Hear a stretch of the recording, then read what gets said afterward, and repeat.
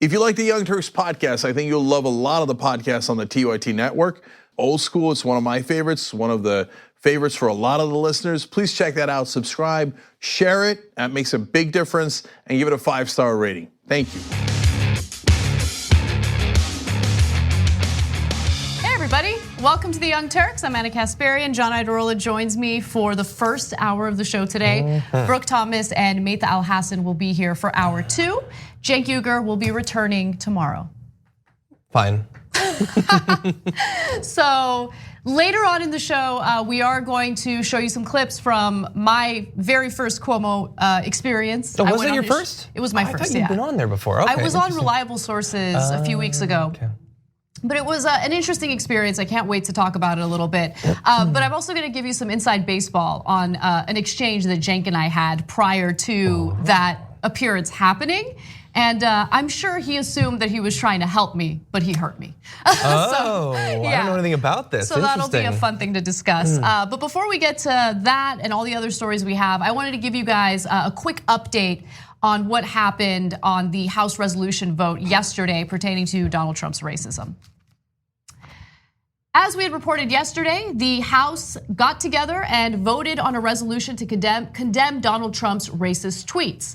Now, Republicans lost because the House did vote overwhelmingly in favor of condemning Donald Trump's racism. However, there was this kerfuffle regarding Nancy Pelosi breaking an antiquated rule regarding insults toward the president, right? So according to House rules, you are not allowed to deem the president or the president's statements as racist. That is an actual rule in the House of Representatives. And so the racists within the House of Representatives got very upset at Pelosi when she said this. These comments from the White House are disgraceful and disgusting, and the comments are racist. Every single member of this institution, Democratic and Republican, should join us in condemning the president's racist tweets. I was just going to give the General Speaker of the House if she would like to rephrase that comment. I have cleared my remarks as a parliamentarian before I read them. And take it, and I ask the words be taken down. Okay, can I just say that I love mic drops? And I don't know if she intended to do a mic drop there, and you know that we're pretty critical of Nancy Pelosi and her insane weakness when it comes to fighting back against Trump. However, I cleared this with the parliamentarian, drop the mic, walk away with your fuchsia pantsuit. Like, no, I love it. Like, I love that moment. And I just wish we would see more of that from Pelosi. Because what's gonna happen? At the right time. At the right time, exactly. Yeah. Not in any instance, but in this instance, it made sense. I think it makes sense in a lot of other cases where she has unfortunately shown cowardice at the face of Trump and the GOP. But nonetheless, that was a good moment for Pelosi, and I'm glad that she didn't back down. Now, Doug Collins was the one who wanted to get Nancy Pelosi's statements stricken from the record. And he actually wanted a vote on that, to have Pelosi's statements toward Trump stricken from the record. Well, how did that turn out? What purpose does the gentleman from Georgia rise? Mr. Speaker, I have a motion at the desk. Clerk will report the motion. Mr. Collins of Georgia moves that the words of the gentlewoman from California be stricken from the record. The question is on the motion. All those in favor signify by saying aye. Aye. Opposed, nay. Nay. The nays have it. Speaker, I request the yeas and nays. On this vote, the ayes are 190, the noes are 232. The motion is not adopted. That's all I have to say. Yeah. Like, what's gonna happen, right? So what would happen? I'm glad she stood her ground there, because what are they gonna do? Are they gonna handcuff her? Are they gonna lead her out of the House floor because she told the truth about Donald Trump and how his tweets and his statements toward freshman Democrats were racist? They were racist, period. Yeah, I feel a little bit, like watching the entire thing develop over the past day, I've just felt a little bit crazy. Like, so he said those things, and so they're gonna censor him or whatever. Okay, that's fine. I think that's a fine thing to do. It just seems like for Nancy Pelosi to be like, you know what, I'm gonna be strong on this. Yep. Should he be taken out of office? Definitely not. Don't even talk about it. Don't even think about it. But we can say that thing he said was bad, and we should leave him in a position where he can do and say things like that as long as he wants. Yeah. And then, so not only do we have that process, but inside of that process, we're reminded that you're not even allowed to say that a racist thing is racist. So if you have any hope that if Donald Trump decides to put tanks in the streets, that they're gonna stop him, they can't even label what he's doing as a negative thing. And then we're worried about what's on the record and what's off the record. Does anybody in America outside of that building right then care? She said it, okay? She said it. It's out there. It's on the internet. Who cares if it's on the record? No, the whole thing's like a circus. I care, and history cares that it's on the record. You want to know why? Okay, yeah. Because this is unprecedented.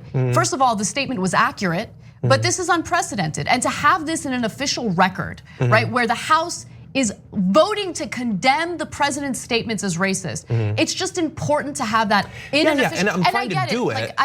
I had this, it wasn't really a debate, but I had this back and forth with Brooke on the show yesterday because I understand the frustration and I'm right there with you guys in that Pelosi has no problem showing strength in this case, but it needs to extend to actual actions that really matter, that would lead to true consequences for Donald Trump. Now, are these real consequences for Donald Trump? He's racist. The only thing it really does is it hurts his ego that it's now in the official record, right?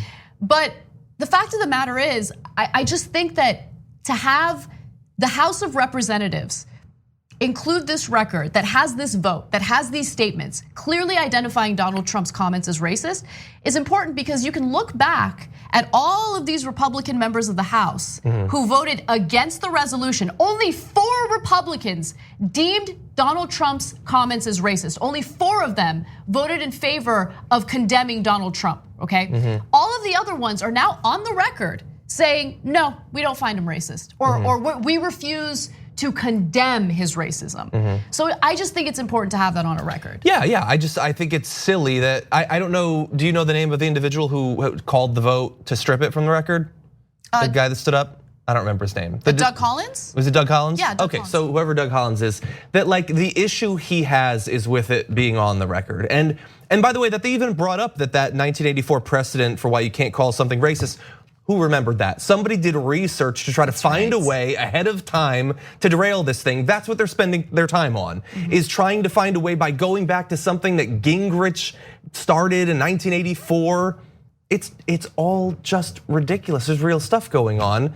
And we got 4 Republicans who acknowledge that it's racist. I mean, I would say probably none of those 4 would even go farther than that, but that's what we've got. So let me give you the name of the 4 Republicans. You have Representative Susan Brooks from Indiana, Brian Fitzpatrick from Pennsylvania, Will Hurd from Texas. And to give Will Hurd some credit, he's been vociferous in terms of criticizing Donald Trump and his immigration policy. Okay, good. And you also have Fred Upton in Michigan. Now Brooks, keep in mind, is slated to retire at the end of her term. And the other 3 are so-called moderates who are in swing districts. And that's relevant to bring up because if you're in a predominantly red district, right, and the voters are rabid Trump supporters, you're probably not gonna wanna do the right thing or be principled in your approach because you're more concerned about your political career than doing the right thing. Yeah. In this case, I mean, even with the Republicans who did do the right thing, it was a little easier for them to do so. And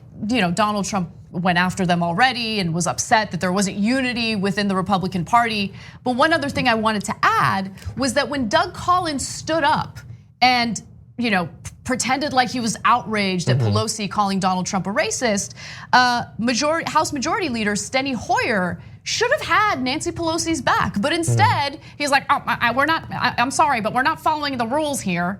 Let me give you the exact statement.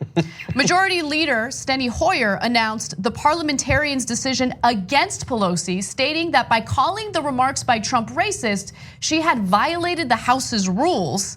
Here's what he said: the chair is prepared to rule. The words of the gentlewoman from California contain an accusation of racist behavior on the part of the president, as memorialized in Chapter 29, Section 65.6, characterizing an action as racist is not in order.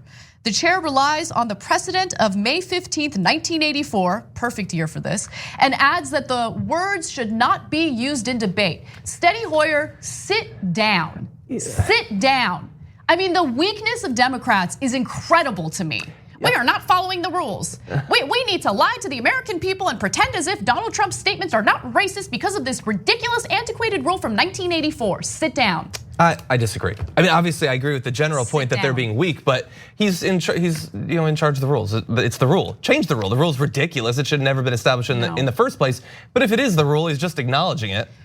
We have a Democratic Party that's trying to play by the rules when you have an administration who does not care about the rules, thinks they are above the law. Like, we're in a completely different era of politics.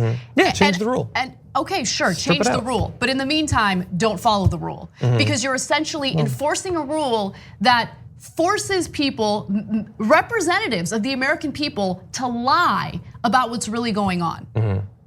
It's mandated deception. Yeah, I get what you're saying. That just to me is a very small part of how ridiculous and horrible this entire thing has been. To me, it's like, well, if we're gonna go to the circus and it's like someone's trying to cut the line to get popcorn and we stop them, I don't know, like that just to me seems like a pretty minor thing.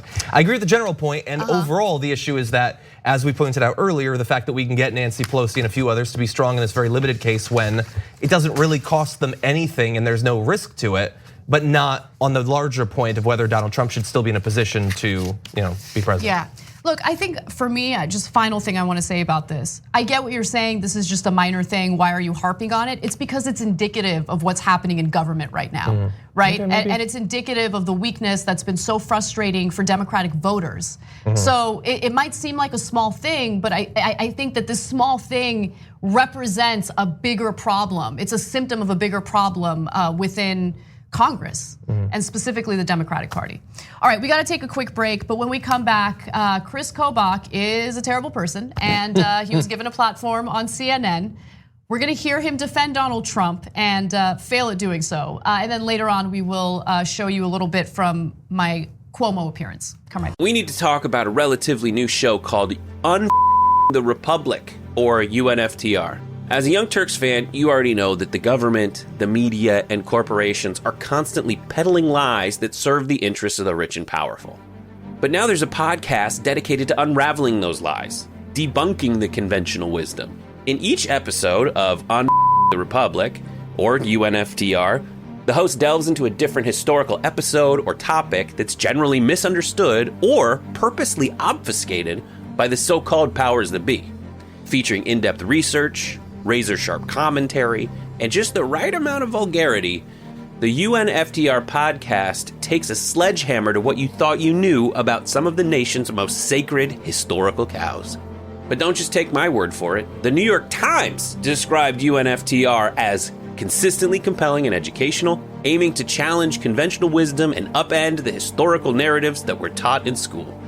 For as the great philosopher Yoda once put it, you must unlearn what you have learned.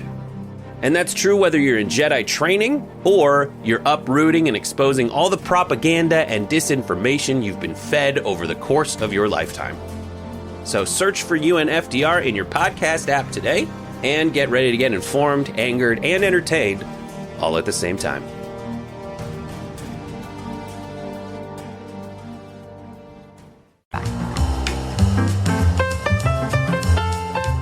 Hey guys, welcome back to TYT, Anna and John with you. So I'm gonna tell you about cool partnerships that we have, okay? Because these are people who have companies that we agree with and wanna do business with, and there aren't very many of them out there. So we wanna show them some love. Squarespace happens to be one of them. John, do you have a website? I don't think it's public. I started working on one and I gave up. So I have a website. Brett has a website that he tweeted about over the weekend. And I had an easy time building my website because of Squarespace. I didn't get a nice discount, which you guys would get. So if you go to squarespace.com/TYT, you will get a 10% discount, which is pretty awesome. And my favorite thing about Squarespace is you don't have to be some internet genius. They have various templates that you can use, different models depending on what you're doing. Maybe you want to run a business, you can create your website there for your business. And they have payment methods for customers. It's awesome. So go to squarespace.com/TYT, get that 10% discount. Also, one of my favorite partners is Aspiration. Aspiration is a financial institution that has morals, believe it or not. They want to make sure that they invest money ethically, and they also want to make sure that they pay you guys back in your savings account. They pay 2% interest on savings accounts, and we're going to add one other benefit to all of this by giving you 1 month of membership for free. So go to aspiration.com/TYT, sign up for an account, and then after that, you just go to tyt.com/free30, the number 30, and you can go ahead and get your 1 month of free TYT membership. See if you like it. There's lots of exclusive content for our members. That was good. Was it? Yeah. Well, it's not like I do that every day. I guess that's true. But most people would be like, if they had a teleprompter, it wouldn't have been that smooth. That was pretty good. Smooth. This is why you're on CNN. Professional. And then finally, we have a very exciting guest coming up for the second hour of the show next week. Vic Mensa is his name. He's a rapper and an activist, and he will be joining us on Tuesday, July 23rd at 8 p.m. Eastern Time, 5 p.m. Pacific. What I'm excited about is not only is he gonna stick around and do the second hour with us, he's also gonna have a conversation with Cenk on the conversation. It's a good place to do it. It's gonna be fun. Yeah. All right, let's get to the rest of the news. Would you still support him as president? You have to think about it. Really tough you have to think about whether or not you would support a racist. Really? That's Chris Kobach, a 2020 Senate candidate, a former Kansas Secretary of State. He is very well known for stoking racial tensions, and I'll get to those details in just a minute. But Chris Cuomo had him on his program last night, Cuomo Prime Time, to discuss Donald Trump's racism and bigotry toward freshman members of Congress, particularly the progressive women of Congress, which we've been talking about all week. And Chris Kobach, of course, is a racist himself, so of course he's going to defend Donald Trump, and you're about to see that in this next clip. Okay, well, first of all, if you look at the words themselves, when the president said, and I think people are focusing on that these members of Congress should go back to the crime-infested places from which they came, right? So where are those places? Well, in AOC's case, it's the Bronx. In Tlaib's case, it's Detroit. And in Omar's case, it is originally Somalia. Those are all crime-infested places. And in Somalia's instance, there's terrorism too. So it's a fact. He's just, to simply state that fact is not racist. So Cuomo closed his eyes like he was trying not to hit him. That's so funny because I have an earpiece, obviously, so I can communicate with the control room throughout the show. And Brett Ehrlich was like Cuomo's face. So you guys are on the same wavelength. So Chris Kobach, watching this segment before my appearance on Cuomo's show yesterday was frustrating because I wanted to be part of this conversation. But look, Chris Kobach is well known for his race politics. In fact, so well known that even the editorial board at the New York Times wrote a scathing op-ed about him when he was running to be governor of Kansas. So there's the headline, Chris Kobach is the GOP at its worst. In his race to be Kansas's next governor, which luckily he lost, Kobach represents the ugliest part of today's Republican Party. He also sounds a lot like the president. Now in that piece, they also said the following: he's best known for he's best known for having been the vice chairman of President Trump's ugly voter fraud commission, spawned in 2017 to root out the millions of illegal voters who Trump's ego pathetically and falsely claimed had cost him the popular vote in 2016. Now that commission, as we all know, disbanded shortly after because there was absolutely no evidence indicating that undocumented immigrants were voting in the general election. No evidence at all. What a waste of time and resources. It's so weird that he couldn't find it when there were millions of them in California alone. That's so weird. So crazy. I mean, Trump is so thin-skinned, can't accept the fact that 3 million more people voted for Hillary Clinton as opposed to Trump, which really highlights our issue with the Electoral College. But anyway, jump in, John. What do you make of all this? Why are they? Look, I'm glad that Cuomo is giving a voice or giving a platform for progressives because that hasn't been happening on cable news ever. Yeah. But at the same time, I mean, Chris Kobach was the second well-known racist that was given a platform on CNN that day. Yeah, that's true. Yeah, I guess he's in a tough position because Kobach's a horrible, horrible guy. His track record's absolutely terrible. He will not rest until there's not a single black vote cast in a major election. That's the only. I'm sure he has other aspects of his ideology, but that's what he's going for is to stop non-white people from voting. But I mean, he's had multiple, high-profile runs. He's a member of the GOP. We're in a terrible position where some of the most horrendous people, like he was a narrow second to Richard Spencer and how disgusting he was, but he's a relatively influential member of the GOP, so I guess they're gonna have him on. He's gonna be running again. If he fails there, he'll probably be brought into the Trump administration if there's a second term. That's who he is. Yeah, and I will give Cuomo credit because he is not the typical cable news host who just sits there and allows a terrible person to lie and say whatever he or she wants to say. He does push back. There's a little bit of that in the next clip we're gonna show you. If he says, I'm not a racist, then it gives guys like you cover to defend him. But let me ask you, what would you do if the president said, I am a racist? That's why I said it. What would you do? Then I would not defend him because there's no excuse for racism in America. Would you still support him as president? You have to think about it. Really tough you have to think about whether or not you would support a racist. Really? I'd have to know who was running against him. A racist? Look, an admitted racist. You'd have to know more. I mean, you're making Chris. Come on, man. It can't be that partisan. These are ridiculous hypotheticals because of the people. It's ridiculous that it took you that long to answer it. So I like the way that Cuomo handles these types of interviews because he does push back. At the same time, I want to do even more pushing back, given what we know about Kobach and his record. So in that last clip we showed you, he said that there's no excuse for racism in America, except he is racist himself, and the efforts that he participated in really bear that out. When it comes to fear-mongering about immigration, again, I'm going back to the New York Times editorial board and the piece they wrote about him. Mr. Trump is a newbie compared with Mr. Kobach. Starting with a failed run for Congress in 2004, Kobach has regularly sounded the alarm that illegal immigration and widespread voter fraud are destroying this nation. Indeed, he has suggested that fraud played a role in his congressional defeat. His crowning achievement as Secretary of State was a law passed in 2011 requiring people to prove their citizenship before registering to vote. Or rather, it was his crowning achievement until a federal judge this year struck down the law as unconstitutional.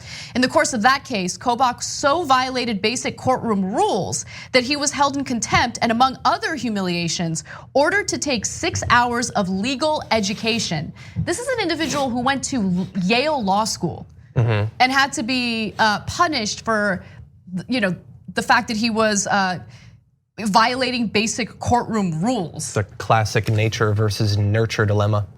He also got a kick out of indulging the dark fantasies of on his talk show, such as the 2014 caller fearful that the immigration policies of the then President Barack Obama would lead to ethnic cleansing of whites. So he would have people, people would call in and he would entertain the idea that Obama was trying to ethnically cleanse whites in America. So, what did you think he was gonna say?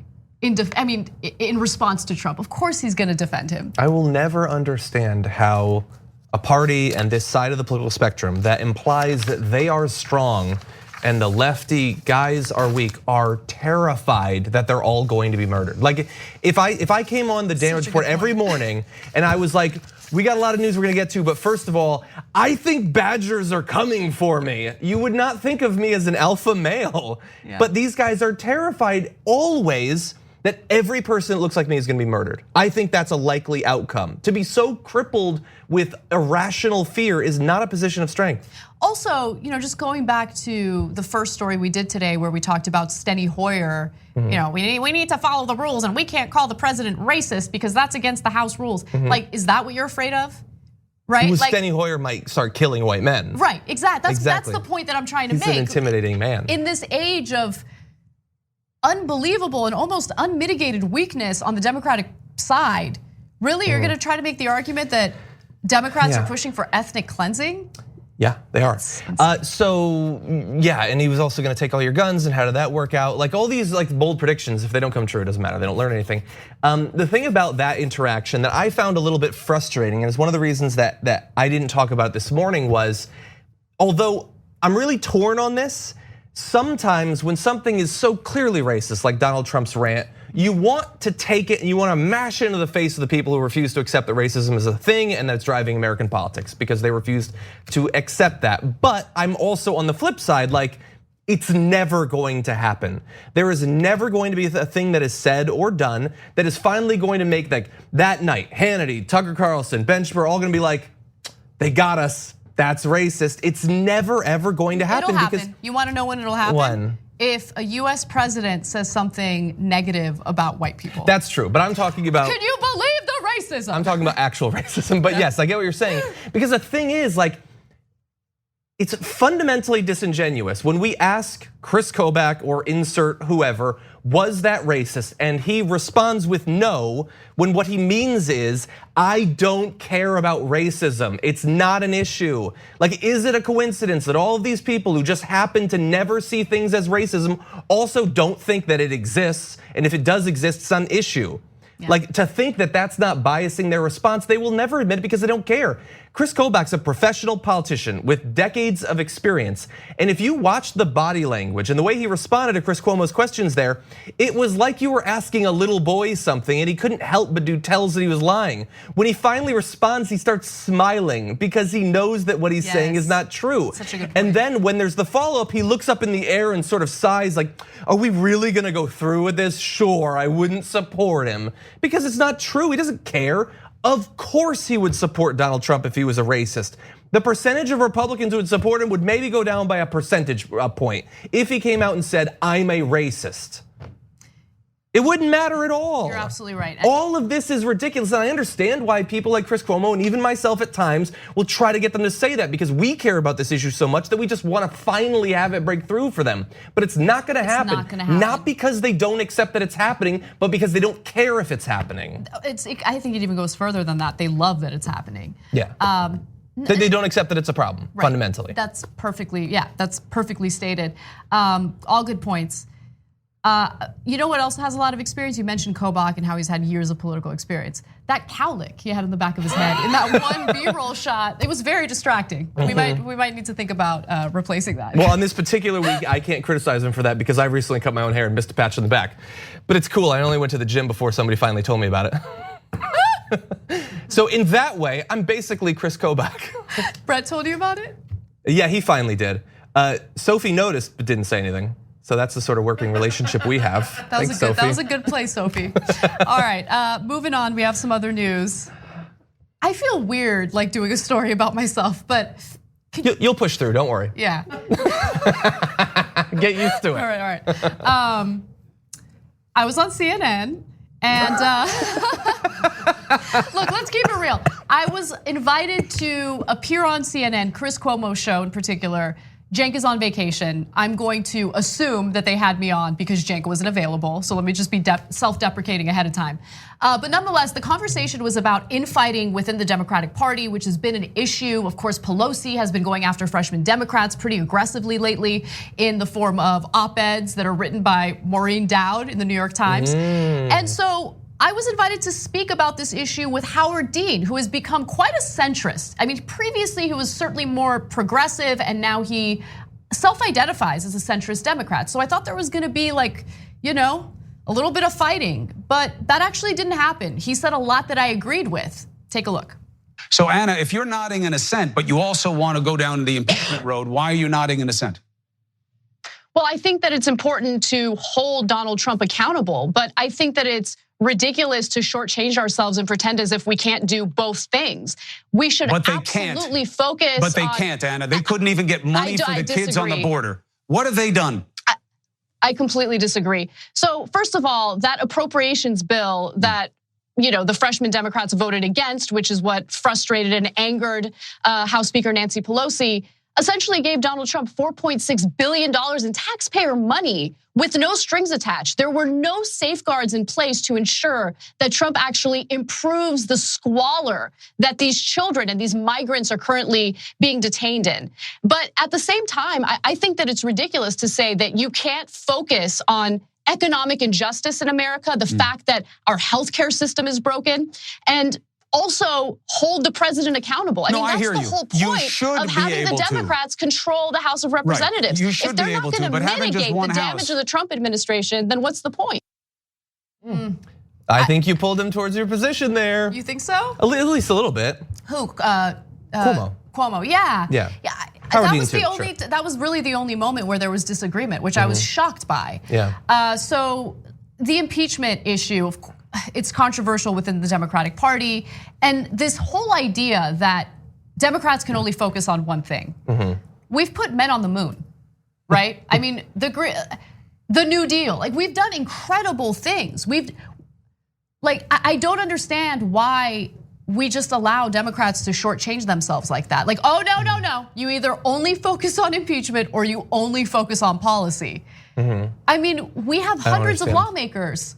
Why are we not doing both? That was the point that I was trying to make.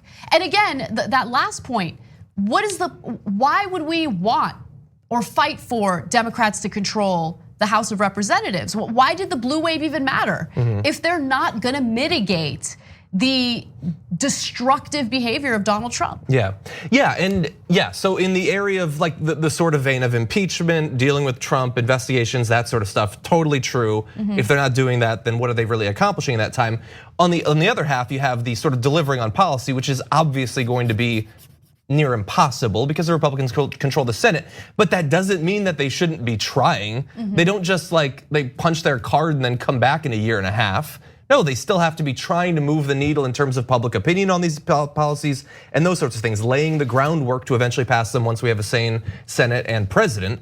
Yeah, the idea that you could only do one of those two things, I honestly don't know what Chris Cuomo, I think he was playing devil's advocate, trying to get you and Howard Dean to disagree, because I don't think he actually believes that.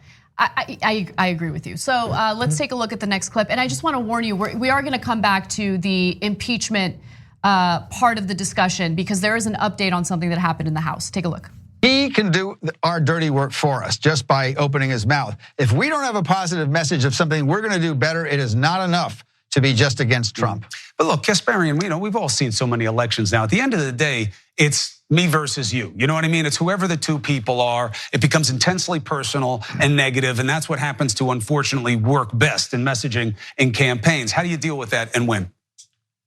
Well, I think the freshman Democrats actually handled this situation quite well, and I think we can learn something from it. So for instance, they had a press conference yesterday to respond to Donald Trump's racist tweets. And what they did is they used that opportunity to not just condemn Trump, but also talk about what their vision is for America. And so you have Representative Ocasio-Cortez talking about how we need free public education on a college level, also talking about the healthcare system and what she envisions as a better system moving forward. You can condemn Trump, but let's not be hyper focused on Trump is the boogeyman.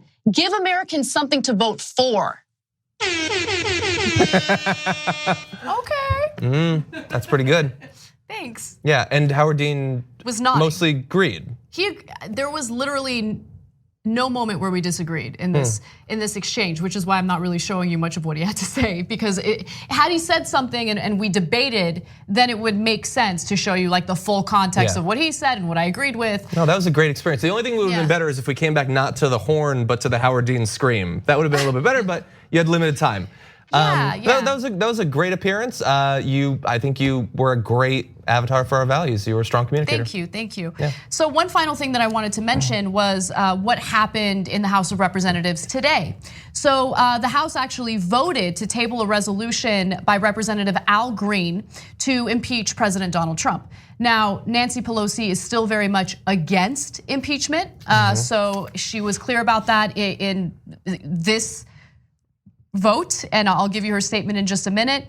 She says, we have 6 committees working on following the facts in terms of any abuse of power, obstruction of justice, and the rest that the president may have engaged in. That is the serious path we're on. Not that Mr. Green is not serious, but we'll deal with that on the floor. So the vote marked the first time the Democratic-controlled chamber has weighed in on impeachment, an issue that's created a widening schism within the party. We've talked about that quite a bit. So impeachment came up during the appearance on Cuomo, and I tried to make my case, see if it was convincing or persuasive. What would be the basis of impeachment? Because I don't know that you would be able to make it on the case of dead migrants. I mean, nobody should like that, but you'd have to show a direct line of a culpability. Where do you see it? Well, there's quite a bit. I mean, if you don't want to focus on that issue, I mean, there's the fact that Mueller's report gives you various examples of obstruction of justice. You also have the issue of Trump using his charitable foundation to enrich himself. There are numerous conflicts of interest and violations of the emoluments clause in our Constitution. And so I just want Democratic leadership to fight Donald Trump as aggressively as they fight the so-called squad, the progressive freshman Democrats. That last statement, I would, you're speaking off the cuff and sometimes you don't say things perfectly. I would actually like Democratic leadership to fight Trump aggressively and not so aggressively when it comes to not that you want to continue fighting the squad and then match it for Donald Trump. So I wanted to make that clarification because I think the way House leadership is treating freshman Democrats right now is egregious, and I don't agree with it at all.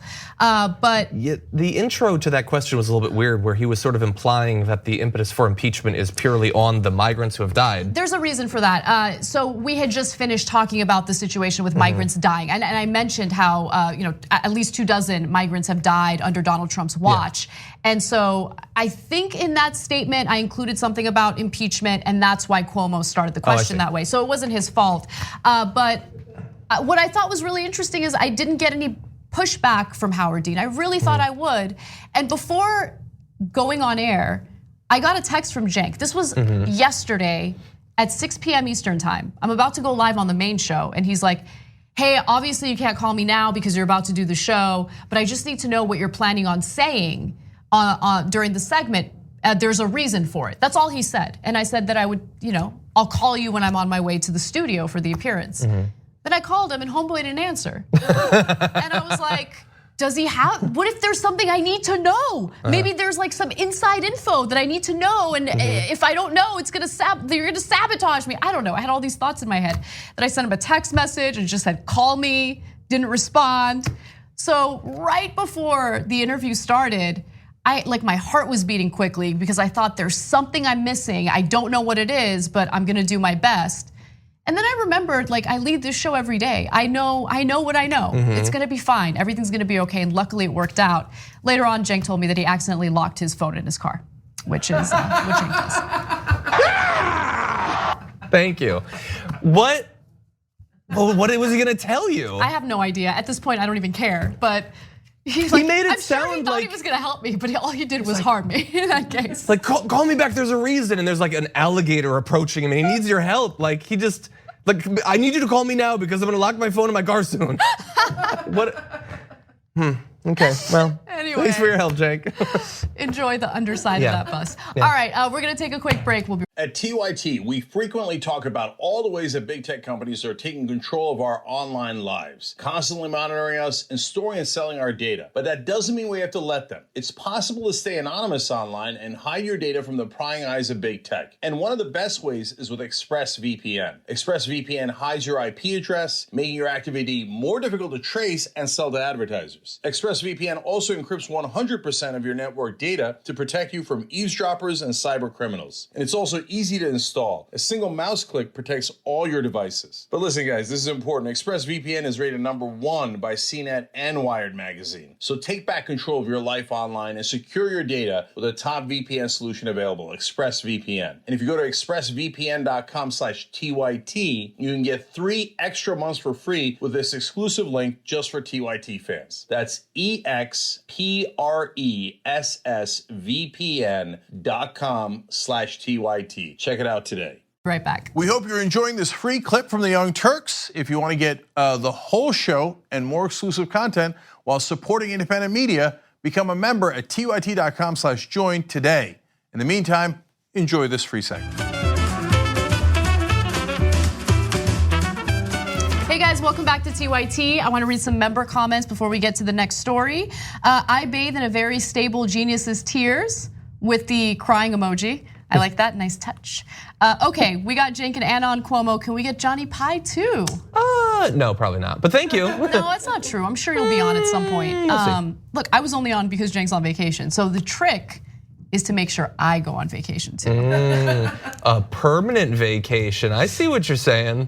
No, I would lose my mind if I had a permanent vacation. Okay. Although, you know what's actually gaining some momentum?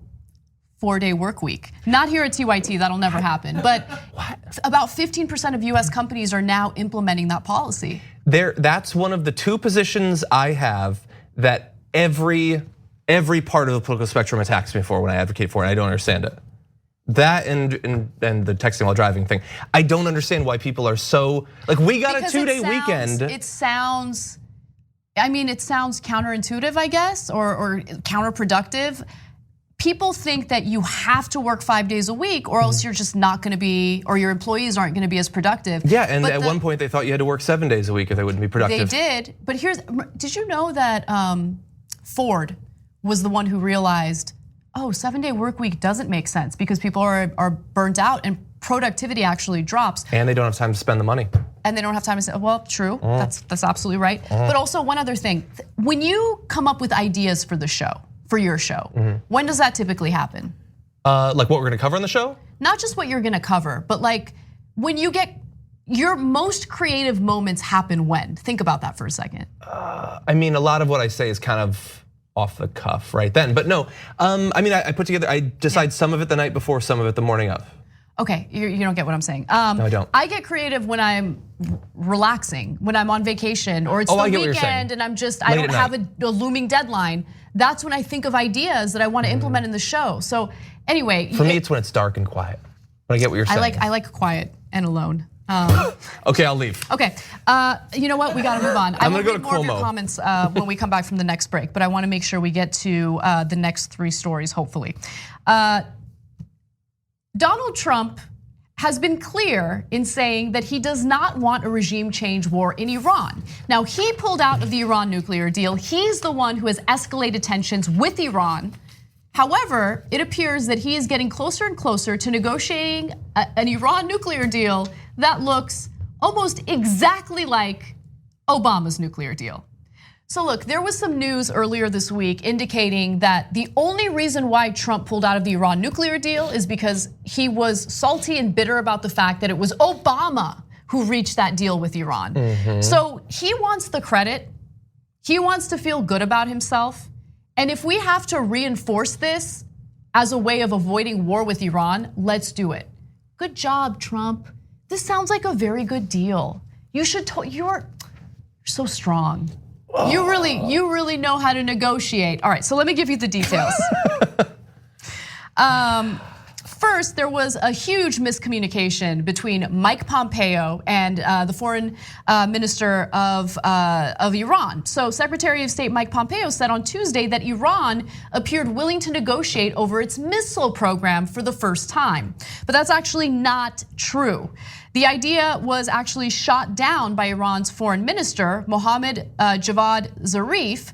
His spokesman said that the two men had misrepresented or misinterpreted, I should say, his statements, in which he repeated past demands that if the United States wants to talk about missiles, it should stop selling weapons, including missiles, to regional states. And what he's specifically referring to there is the US sale of arms to Saudi Arabia and the Emiratis, basically. And it really does destabilize the region because you have all these foes in this, part of the world. And if you're selling weapons to Saudi Arabia, you're selling weapons to the UAE, well then that stokes tensions and fears with people in Iran, with the government in Iran. So he's not saying we're gonna stop with our missile program. He's saying, before you point fingers at us, why don't you take a good hard look at what you're doing, United States? That's what he was trying to say. Now, when it comes to what Trump is trying to do here, again, he doesn't want a regime change war because it's actually politically unpopular. And according to Politico, at times, analysts and former officials say, it sounds like Trump wants to strike a deal that essentially mirrors the agreement that his White House predecessor inked, even if he'd never be willing to admit it. Iranian officials seem willing to egg him on, and by the way, we should as well, saying they'll talk so long as Trump lifts the sanctions he's imposed on them and returns to the 2015 Iran deal. And also someone within Trump's administration spoke on the condition of anonymity and said something along the lines of, none of this is making sense. I don't know what's going on. Yeah. So jump in, what do you think about all this? I think it's nonsense, as much of our politics is. I guess if we have to spend literally years fighting to get back to the status quo of the Obama administration, it's better. It's certainly better than war. And I hope that this theory that he just wants to do whatever it takes to have the deal, but say that it's his, I hope that that's right. I fear that it's not. I fear that, putting him in this position was, allowing him to become president is a great way to go to war with Iran, if that's what you want. It certainly increases the chance that we'll have conflict with them. He's expressed the belief that a president who wants to win re-election could start a conflict with Iran in the past, and now he's in that position if that's what he wants to do. He seems to despise and completely distrust its leadership, and I fear that especially if polling is going against him in the next year, he could start some sort of conflict with them. Well, let me give you this next quote from Trump that might make you feel a little better. Now, of course, no Trump quote ever has before, but sure. He goes back and forth. 1 minute he's stoking tensions, the other minute he's in love with Kim Jong-un, and we don't have to worry about a nuclear war at that very moment. But in terms of Iran, he says, quote, "They can't have a nuclear weapon. We want to help them. We will be good to them, and we will work with them. We will help them in any way we can, but they can't have a nuclear weapon." Notice that he didn't mention missiles there. So he is focusing on preventing them from developing nuclear weapons. He's saying that he's gonna be much nicer, he's gonna be good to them. I think that statement is a positive sign. But again, you never know where Trump is gonna go, especially when you have warmongers like Bolton in his administration. Mike Pompeo is apparently more concerned about his political career post-Trump administration. So he's worried that if we're not taking punitive actions against Iran, more aggressive actions against Iran, that it's gonna hurt his Republican political career in the future. It's just amazing how little they care about anything, about doing the right thing, about representing the American people, about keeping us safe. They don't care about any of that. All they care about is their own career and how they're gonna look after the Trump administration. I got news for you, Pompeo. You're in the Trump administration. You're trash. So Geez, that's true. Yeah, my only goal is no conflict with Iran. I had Alex Ward from Vox on last week, I think, and we talked about it. And he's talked with many experts to say that if there was conflict with Iran, it would kill tens or hundreds of thousands of people. If we did attempt to pull in Iraq on them, we're talking millions of people that would actually die. It's absolutely horrendous. I hope that Donald Trump is in his weird Kim Jong-un mode, but I fear that he's not. He's an idiot when it comes to these things, and I don't trust him at all. I personally think that the Iran nuclear deal was really, really inconvenient for neocons who want wars. It stops Iran from doing the sorts of moves that are used as a pretext for conflict. So they shred that, and now Iran has started enriching nuclear fuel. And so that can be used as a pretext for war. They have set up a position that makes it easier for them to lie us into another war. And I'm worried that that's what we're seeing. Yeah, one thing that is different from previous cases where we've been goaded into war is that I think Americans are a lot more aware of the fear mongering that we see from the right wing. The Trump voters were very much against a regime change war or even invading Iran. And they were also very skeptical of the evidence that the Trump administration was presenting when it came to alleged Iranian oil tanker attacks. And so I'm not saying that because I think, there's a lot of hope with Trump voters, but when it comes to this issue, there is, and that's positive. He does want to serve his base more than anything. That's really all that really matters to him. So that gives me a little bit more of a positive outlook when it comes to this issue. But we'll see, we never know. Yeah, I hope so. I will say that I would have to see polls now on what his base, let alone the American public, think. But that's also before 3 to 6 months of Fox News and Donald Trump beating the war drums every day. They are a people that psychologically fall in line to authority figures, and I'm worried that they could be cowed into supporting a war with Iran. I guess we'll see. Well, update you guys on this story as it develops. Let's go back to domestic politics, because this story is a doozy. Earlier this week, Joe Biden rolled out his vision for fixing healthcare in America, and it's essentially an expansion of the Affordable Care Act. Now, here at TYT, we have various hosts, myself included, who are much more supportive of a Medicare for All single payer system. And someone who was actually also very much in favor of that single payer system was Simone Sanders when she was working on Bernie Sanders' campaign back in 2016. Now she is an advisor for Biden, and she's helping with his campaign.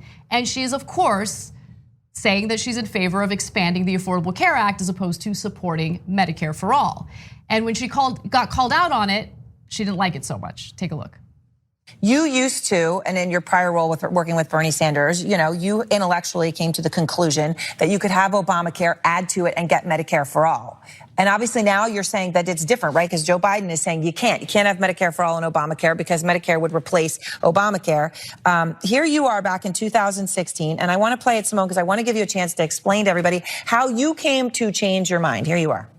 Thinking big is how we get change in this country. Thinking big is how we got the Affordable Health Care Act, and thinking big is how we're going to build on that with a Medicare for All single payer system. When we talk about a Medicare for All single payer system, we're talking about universal health care. We're not talking about doing away with Obamacare, with the Affordable Health Care Act. We are talking about building on its enormous success. So now Joe Biden says that Medicare for All would get rid of Obamacare. What is he doing different? For just a second, because I unequivocally reject what is being set up here. What I just saw, to be clear, let me just be really clear for a second. Yes, in 2016, I served as the press secretary for Senator Sanders. I'm extremely proud of the work that I did on that campaign and the work that I have gone on to do since when I left the campaign in June of 2016. But let me tell you something. Talking about universal health care has been a very popular point in the Democratic Party. Has been, popular in places across the country. Frankly, it's popular with Republican voters and independents alike. But when you talk about health care, when you talk about coverage, we have to talk about specific plans. And in 2016, we were having these conversations. What Senator Sanders has put on the table is not an expansion of Obamacare. It is.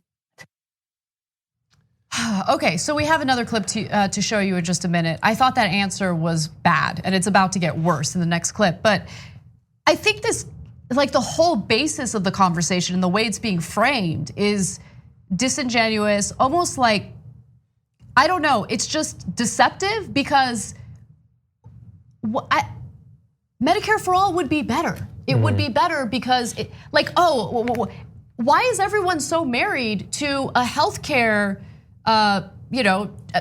Why is everyone so married to the Affordable Care Act, knowing that it had so many major flaws? So the way that I see this, and the way that the establishment and the media are trying to frame this is, they want to repeal the Affordable Care Act, right? And then you're going to have nothing. You're going to have nothing as this debate goes on about Medicare for All. I mean, it's a big risk. No, that's not what's going to happen. The Affordable Care Act, as flawed as it is, especially now that the mandate has been repealed, will remain intact, but you push for Medicare for All to replace that system. I mean, you can argue that it expands that system. It's the ultimate expansion of the Affordable Care Act because it's a single payer system that covers everything. And we've talked about that on this show before. I'm gonna give you the details of Medicare for All in just a minute because I think it's important to just repeat what it covers. The plan would allow patients to visit doctors with no out-of-pocket fees.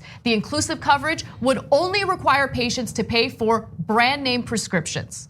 Okay, let me give you more. His proposal includes a list of financing options, including different ways of taxing the wealthy. That's just to, answer questions about how it would be paid for. But benefits shall first be available under this act for items and services furnished on April 1st of the 4th calendar year. That's not important.